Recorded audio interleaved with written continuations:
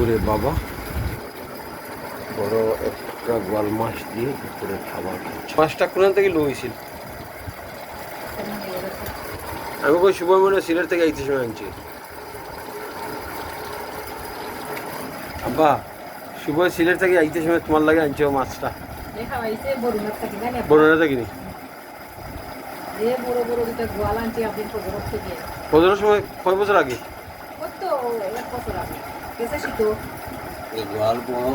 হ্যাঁ বড় গোয়াল। কিতা কইলে আব্বা? বড় গোয়াল আইলাউড়ি গোয়াল।